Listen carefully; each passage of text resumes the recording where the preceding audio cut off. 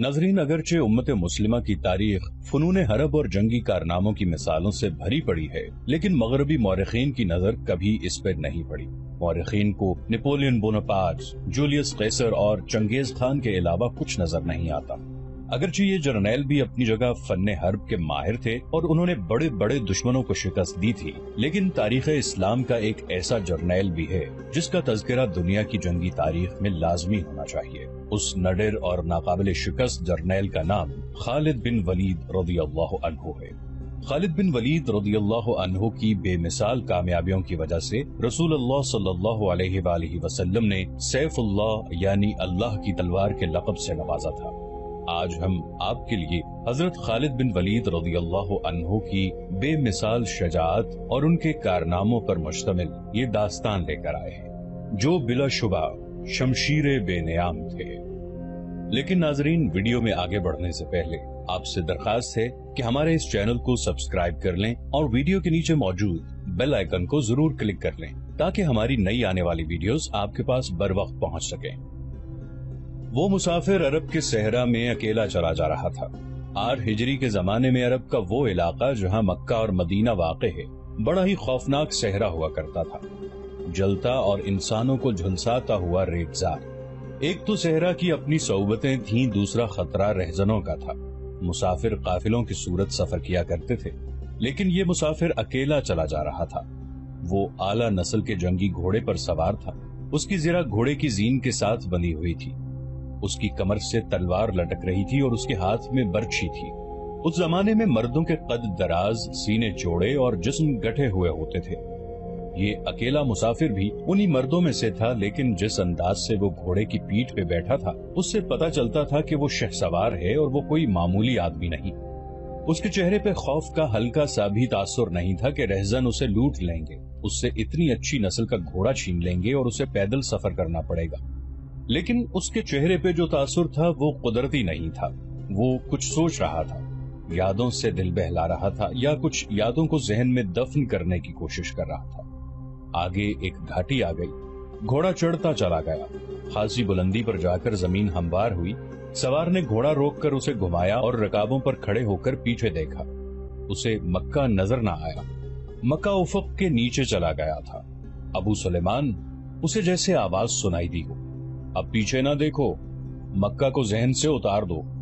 तुम मर्दे मैदान हो, अपने आप को 2 हिस्सों में ना कटने दो। अपने फैसले पर कायम रहो, तुम्हारी मंजिल मदीना है। उसने मक्का की समत से निगाहें हटा ली। घोड़े का रुख मदीना की तरफ किया और बाग को हल्का सा झटका दिया। घोड़ा अपने सवार के इशारे समझता था। नपीतुली चाल चल पड़ा। सवार की उम्र 43 बरस, लेकिन वो अपनी उम्र से जवान लगता था। सुलेमान उसके बेटे का नाम था। उसके बाप का नाम अल वलीद था, लेकिन सवार ने खालिद बिन वलीद के बजाय अबू सुलेमान कहलाना ज्यादा पसंद किया। उसे मालूम न था कि तारीख उसे खालिद बिन वलीद के नाम से याद रखेगी और ये नाम इस्लाम की अस्करी रिवायात और जज्बे का दूसरा नाम बन जाएगा। मगर 43 बरस की उम्र में जब खालिद मदीना की तरफ जा रहा था, उस वक्त वो मुसलमान नहीं था। छोटी छोटी झड़पों के अलावा वो मुसलमानों के खिलाफ 2 बड़ी जंगे ओहद और जंगे खंदक लड़ चुका था। जब रसूल करीम सल्लल्लाहु अलैहि वसल्लम पर 610 ईस्वी बरोज सोमवार पहली वही नाजिल हुई, उस वक्त खालिद की उम्र 24 साल थी। उस वक्त तक वो अपने कबीले बनु मखजूम की अस्करी कुव्वत का कायद बन चुका था। बनु मखजूम का शुमार कुरैश के चंद एक मुअज़्ज़ज़ खानदानों में होता था। कुरैश के अस्करी उमूर इसी खानदान के सुपुर्द थे। कुरैश खालिद के बाप अल वलीद के अहकाम और फैसले मानते थे। 24 बरस की उम्र में यह हैसियत खालिद को भी हासिल हो गई थी, मगर इस हैसियत को ठुकराकर खालिद अबू सुलेमान मदीने को जा रहा था। वो महसूस करता जैसे उसकी जात से कोई कुव्वत उसे पीछे को घसीट रही हो। जब वो इस कुव्वत के असर को महसूस करता तो उसकी गर्दन पीछे को मुड़ जाती, लेकिन उसकी अपनी जात से एक आवाज उठती, आगे देख खालिद, तू वलीद का बेटा तो है, लेकिन वो मर गया है। अब तू सुलेमान का बाप है, वो जिंदा है। उसके जहन में 2 नाम अटक गए, मोहम्मद रसूलुल्लाह सल्लल्लाहु अलैहि वसल्लम जो एक नया दीन लेकर आए थे, और अल वलीद जो खालिद का बाप और आप सल्लल्लाहु अलैहि वसल्लम के नए दीन का बहुत बड़ा दुश्मन था। बाप ये दुश्मनी वर्से के तौर पर खालिद के हवाले करके दुनिया से उठ गया था। خالد کے گھوڑے نے پانی کی مشک پر اپنے آپ ہی رخ بدل لیا تھا۔ خالد نے ادھر ادھر دیکھا، اسے گول دائرے میں کھجوروں کے درخت اور صحرا کے جھاڑی نما درخت نظر آئے۔ گھوڑا ادھر ہی جا رہا تھا۔ نخلستان میں داخل ہو کر خالد گھوڑے سے کود گیا۔ امامہ اتار کر وہ پانی کے کنارے دو زانوں ہو گیا۔ اس نے پانی چلو بھر بھر کر اپنے سر پر ڈالا اور 2-4 چھینٹے منہ پر پھینکے۔ اس کا گھوڑا پانی پی رہا تھا۔ خالد نے اس چشمے سے پانی پیا جو صرف انسانوں کے استعمال کے لیے تھا۔ یہ ایک چھوٹا سا جنگل تھا۔ خالد نے گھوڑے کی زین اتاری اور زین کے ساتھ بندی ہوئی چھوٹی سی ایک دری کھول کر جھاڑی نما درختوں کے جھنڈ تلے بچھائی اور لیٹ گیا۔ وہ تھک گیا تھا، تھوڑی دیر کے لیے سو جانا چاہتا تھا، مگر اس کے ذہن میں یادوں کا جو قافلہ چل پڑا تھا وہ اسے سونے نہیں دے رہا تھا۔ اسے 7 سال پہلے کا ایک دن یاد آیا جب اس کی عزیزوں نے محمد رسول اللہ صلی اللہ علیہ وآلہ وسلم کو قتل کرنے کا منصوبہ بنایا تھا۔ اس منصوبے میں خالد کا باپ الولید پیش تھا۔ وہ ستمبر 622 عیسوی کی ایک رات تھی۔ قریش نے رسول خدا صلی اللہ علیہ وآلہ وسلم کو سوتے میں قتل کرنے کے لیے ایسے آدمی چنے تھے جو انسانوں کے روپ میں وحشی اور درندے تھے۔ خالد قریش کے سرکردہ خاندان کا جوان تھا۔ اس وقت اس کی عمر 27 سال تھی۔ وہ حضور صلی اللہ علیہ وآلہ وسلم کے قتل کی سازش میں شریک تھا، لیکن وہ قتل کیے جانے والوں کے گروہ میں شامل نہیں تھا۔ اسے 7 سال پہلے کی وہ رات گزرے ہوئے کل کی طرح یاد تھی۔ وہ اس قتل پر خوش بھی تھا اور ناخوش بھی۔ خوش اس لیے کہ اس کے اپنے قبیلے کے ہی ایک آدمی نے اس کے مذہب کو، جو بت پرستی تھی، باطل کہہ دیا اور اپنے آپ کو خدا کا پیغمبر کہہ دیا۔ ایسے دشمن کے قتل پر خوش ہونا فطری بات تھی، اور وہ ناخوش اس لیے تھا کہ وہ اپنے دشمن کو للکار کر آمنے سامنے کی لڑائی لڑنے کا قائل تھا۔ اس نے سوئے ہوئے دشمن کو قتل کرنے کی کبھی سوچی ہی نہیں تھی۔ بہرحال اس نے اس سازش کی مخالفت نہیں کی، لیکن قتل کی رات جب قاتل رسول خدا کو مقررہ وقت پر قتل کرنے گئے تو آپ صلی اللہ علیہ وآلہ وسلم کا مکان خالی تھا۔ وہاں گھر کا سامان بھی نہیں تھا، نہ آپ صلی اللہ علیہ وآلہ وسلم کا گھوڑا تھا، نہ اونٹنی۔ قریش اس امید پر سوئے ہوئے تھے کہ صبح انہیں خوشخبری ملے گی کہ ان کے مذہب کو جھٹلانے اور انہیں اپنے نئے مذہب کی طرف بلانے والا قتل ہو گیا ہے، مگر صبح وہ ایک دوسرے کو مایوسی کے عالم میں دیکھ رہے تھے۔ پھر وہ سرگوشیوں میں ایک دوسرے سے پوچھنے لگے، محمد کہاں گیا؟ رسول خدا صلی اللہ علیہ وآلہ وسلم قتل کے وقت سے بہت پہلے اپنے قتل کی سازش سے آگاہ ہو کر یثرب یعنی مدینہ کو ہجرت کر گئے تھے۔ صبح تک آپ صلی اللہ علیہ وآلہ وسلم بہت دور نکل گئے تھے۔ خالد کے ذہن سے یادیں پھوٹتی چلی آ رہی تھی۔ ذہن پیچھے ہی پیچھے ہٹتے ہٹتے 16 برس دور جا نکلا۔ 613 عیسوی کی ایک شام رسول کریم صلی اللہ علیہ وآلہ وسلم نے قریش کے چند ایک سرکردہ افراد کو اپنے ہاں کھانے پر مدعو کیا۔ کھانے کے بعد رسول کریم صلی اللہ علیہ وآلہ وسلم نے اپنے مہمانوں سے کہا، اے بنی عبد المطلب، میں تمہارے سامنے جو تحفہ پیش کرنے لگا ہوں وہ عرب کا کوئی اور شخص پیش نہیں کر سکتا، اس لیے کہ اللہ نے مجھے منتخب کیا ہے۔ مجھے اللہ نے حکم دیا ہے کہ تمہیں ایک ایسے مذہب کی طرف بلاؤں جو تمہاری دنیا کے ساتھ ساتھ تمہاری عاقبت بھی آسودہ اور مسرور کر دے گا۔ اس طرح رسول خدا صلی اللہ علیہ وآلہ وسلم نے پہلی وحی کے نزول کے 3 سال بعد اپنے قریبی عزیزوں کو اسلام قبول کرنے کی دعوت دی۔ خالد اس محفل میں نہیں تھا، اس کا باپ مدعو تھا۔ اس نے خالد کو مذاق اڑانے کے انداز میں بتایا کہ عبد المطلب کے پوتے محمد صلی اللہ علیہ وآلہ وسلم نے کہا ہے کہ وہ اللہ کا بھیجا ہوا نبی ہے۔ ہم جانتے ہیں کہ عبد المطلب قریش کا ایک سردار تھا۔ الولید نے اپنے بیٹے خالد سے کہا، بے شک محمد کا خاندان اعلیٰ حیثیت رکھتا ہے، لیکن نبوت کا دعویٰ اس خاندان کا کوئی فرد کیوں کرے؟ اللہ کی قسم اور حبل اور عزا کی، میرے خاندان کا رتبہ کسی سے کم نہیں۔ کیا نبوت کا دعویٰ کر کے کوئی ہم سے اونچا ہو سکتا ہے؟ آپ نے اسے کیا کہا ہے؟ خالد نے پوچھا۔ پہلے تو ہم چپ ہو گئے، پھر ہم سب ہنس پڑے، الولید نے کہا، لیکن محمد کے چچا زاد بھائی علی نے محمد کی نبوت کو قبول کر لیا ہے۔ خالد اپنے باپ کی طنزیہ ہنسی کو بھولا نہیں تھا۔ خالد کو 629 عیسوی کے ایک روز مکہ اور مدینہ کے راستے میں ایک نخلستان میں لیٹے ہوئے وہ وقت یاد آ رہا تھا۔ رسول اللہ صلی اللہ علیہ وآلہ وسلم جن کی نبوت کو قریش کے سردار قبول نہیں کر رہے تھے، اس نبوت کو لوگ قبول کرتے چلے جا رہے تھے۔ ان میں اکثریت نوجوانوں کی تھی۔ بعض مفلس لوگوں نے بھی اسلام قبول کر لیا۔ اس سے نبی کریم صلی اللہ علیہ وآلہ وسلم کے حوصلے میں جان آ گئی اور آپ صلی اللہ علیہ وآلہ وسلم نے اسلام کی تبلیغ تیز کر دی۔ آپ صلی اللہ علیہ وآلہ وسلم بت پرستی کے خلاف تھے۔ مسلمان ان 360 بتوں کا مذاق اڑاتے تھے جو کعبے کے اندر اور باہر رکھے ہوئے تھے۔ طلوع اسلام سے پہلے عرب ایک خدا کو مانتے تھے اور پوجتے ان بتوں کو تھے۔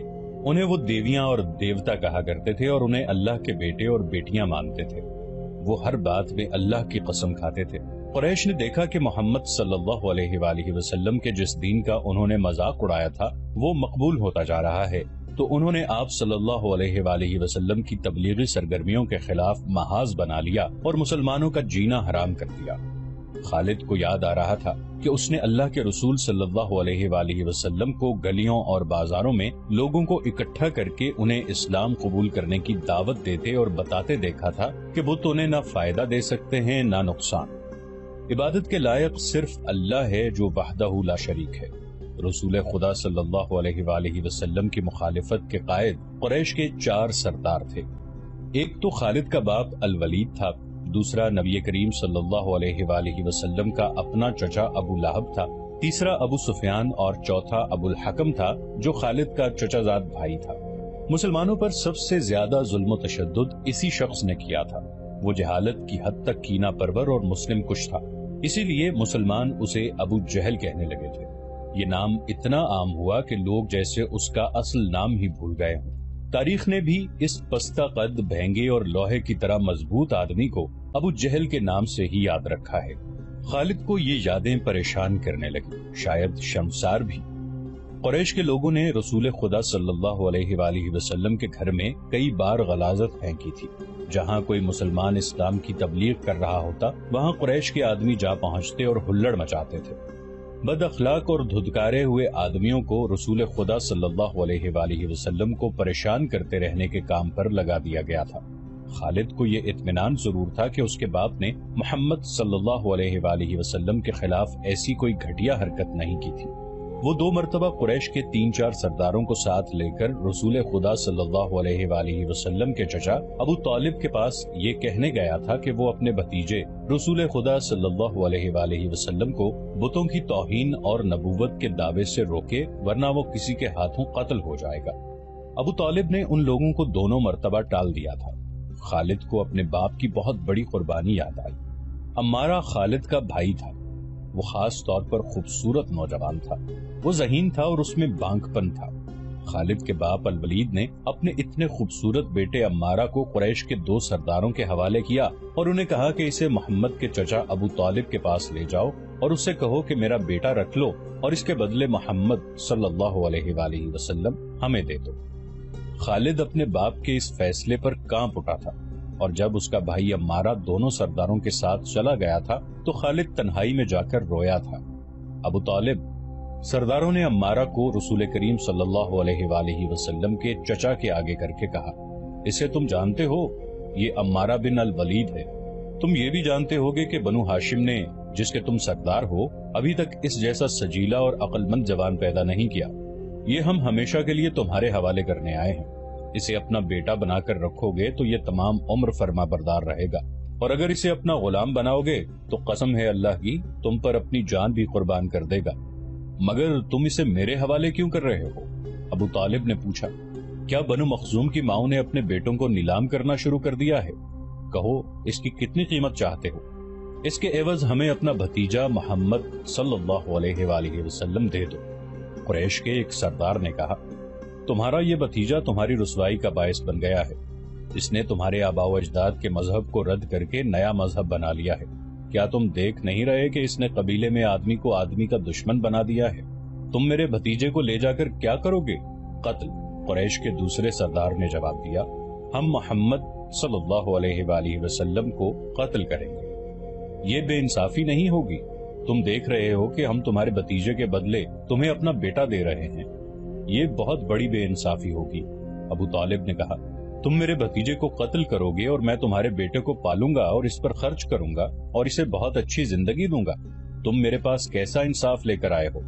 میں تمہیں عزت سے رخصت کرتا ہوں۔ خالد نے جب اپنے بھائی کو اپنے سرداروں کے ساتھ واپس آتے دیکھا اور سرداروں سے سنا کہ ابو طالب نے یہ سودا قبول نہیں کیا تو خالد کو دلی مسرت ہوئی تھی۔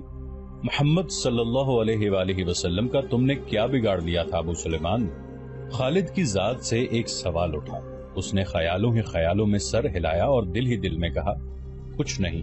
بے شک محمد صلی اللہ علیہ وآلہ وسلم کا جسم طاقتور ہے، لیکن رکانہ بن عبد یزید جیسے پہلوان کو اٹھا کر پٹخنے کے لیے صرف جسمانی طاقت کافی نہیں۔ رکانہ بن عبد یزید رسول کریم صلی اللہ علیہ وآلہ وسلم کا چچا تھا جس نے اسلام قبول نہیں کیا تھا۔ یہ عرب کا مانا ہوا پہلوان تھا۔ نامی گرامی پہلوان آئے جنہیں اس نے ایک ہی داؤ میں پٹخ کر اٹھنے کے قابل نہ چھوڑا۔ وہ وحشی انسان تھا، صرف لڑنا مارنا جانتا تھا۔ خالد کو وہ وقت یاد آنے لگا جب مسلمانوں کو دق کرنے والے 3-4 آدمیوں نے ایک دن رکانہ پہلوان کو خوب کھلایا پلایا اور اس سے کہا کہ تمہارا بھتیجا محمد صلی اللہ علیہ وآلہ وسلم کسی کے ہاتھ نہیں آتا، نہ اپنی تبلیغ سے باز آتا ہے، نہ کسی سے ڈرتا ہے، اور لوگ اس کی باتوں کے جادو میں آتے چلے جا رہے ہیں۔ کیا تم اسے سیدھا نہیں کر سکتے؟ کیا تم میرے ہاتھوں اس کی ہڈیاں توڑوانا چاہتے ہو؟ رکانہ نے اپنے چہرے پر مست بہنسے کا تاثر پیدا کر کے تکبر کے لہجے میں کہا تھا، لاؤ اسے میرے مقابلے پہ، لیکن وہ میرا نام سن کر مکہ سے بھاگ جائے گا۔ نہیں نہیں، میں اس کے ساتھ لڑنا اپنی توہین سمجھتا ہوں۔ اس نے اکسانے والے آدمیوں کی بات نہ مانی۔ وہ کسی پہلوان کو اپنے برابر سمجھتا ہی نہیں تھا۔ مسلمانوں کے دشمن خاموش ہو گئے، لیکن سوچتے رہے کہ رسول خدا صلی اللہ علیہ وآلہ وسلم کو رکانہ کے ہاتھوں گرا کر آپ صلی اللہ علیہ وآلہ وسلم کا تماشا بنایا جائے۔ مکہ کے یہودی خاص طور پر رسول کریم صلی اللہ علیہ وآلہ وسلم کے دشمن تھے، لیکن وہ کھل کر میدان میں نہیں آتے تھے۔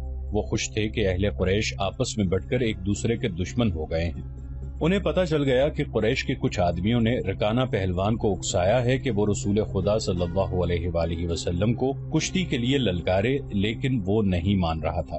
ایک روز رکانہ رات کے وقت ایک گلی سے گزر رہا تھا کہ اس کے قریب سے ایک بڑی حسین اور جوان لڑکی گزری۔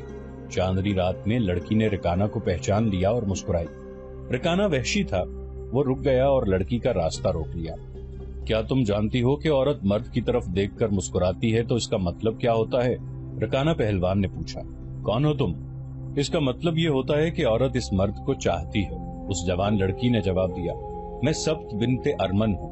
او، ارمن یہودی کی بیٹی؟